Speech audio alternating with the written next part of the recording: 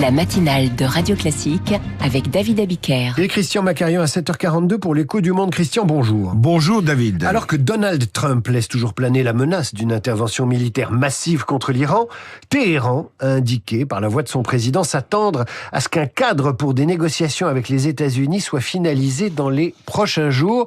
Alors avec les Iraniens, il faut faire attention, avec les calendriers aussi. Faut-il croire à cette ouverture ? Alors, on est confronté à une situation qui n'est pas banale.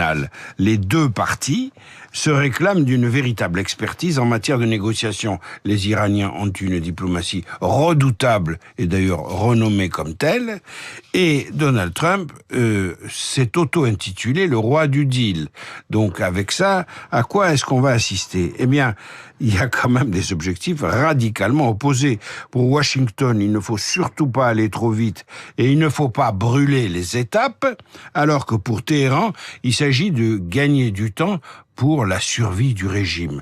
Et voilà le nœud du problème. Mais c'est pas compatible, gagner du temps pour la survie du régime et respecter chaque étape pour les États-Unis ? Il faudrait pour cela qu'on trouve une porte de sortie. Or, Trump doit sortir de cette crise avec un résultat, ou bien l'Iran négocie et concède clairement et nettement, et les États-Unis de leur côté se retireront, ou bien l'Iran ne négocie pas, et il faudra frapper. Donc la situation en est toujours à ce point aujourd'hui. Christian Macarian, notre invité d'hier, Laurence Nardon, spécialiste des États-Unis, disait que les États-Unis étaient entrés dans ce conflit larvé au nom des libertés du peuple iranien. Et puis finalement, à l'arrivée, une fois que les bateaux et le matériel militaire sont stationnés dans le golfe Persique, ils invoquent le nucléaire. Il va falloir retomber sur ses pattes. Oui, et puis il y a quelque chose de choquant dans ce que vous venez de décrire, c'est que Donald Trump a incité le peuple à sortir, à prendre des risques, et ça s'est soldé par un massacre, il n'y a pas d'autre mot, on parle de 36 000 morts, un massacre, pourquoi faire ? Pour parler du nucléaire, ça n'était pas le but. Alors qu'y a-t-il sur la table des négociations ? Alors, on assiste à un véritable ballet diplomatique très complexe qu'il faut essayer d'un peu décrypter. Ari Larijani, qui est un conseiller pour la sécurité nationale iranien, qui est très proche du guide suprême, Ali Khamenei, c'est comme ça qu'il faut l'interpréter, s'est rendu à Moscou, où il a rencontré Poutine. Bon. De son côté, Recep Tayyip Erdogan, le président turc, a reçu le ministre des Affaires étrangères iranien, Abbas Araghchi. Le premier ministre du Qatar, lui, s'est rendu en Iran. Et les Russes, maintenant, proposent, ce qui ne peut que plaire aux Américains, de récupérer l'uranium enrichi de l'Iran pour, en quelque sorte, l'héberger bien sûr. sur le sol russe, le mettre à l'abri, ce qui permet à Poutine, évidemment, de jouer un rôle important sans entrer dans le bras de fer entre Washington et Téhéran. C'est très habile et c'était déjà la posture de la Russie en 2015 lors de la conclusion de l'accord sur le nucléaire iranien. Et évidemment, les Russes sauront monnayer le service rendu aux Américains.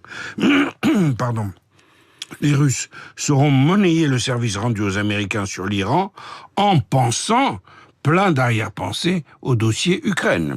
Alors, quel est le rôle de l'Europe dans ce contexte ? J'hésite à vous poser la question parce qu'elle est un peu satellisée. Elle est satellisée et elle est surtout ciblée parce que d'une part, l'Iran a annoncé qu'il considère désormais, écoutez bien, comme groupe terroriste les armées européennes en représailles aux mesures prises la semaine dernière par l'UE contre les gardiens de la révolution. Les armées européennes, groupe terroriste considéré par l'Iran. C'est ce que dit le régime iranien.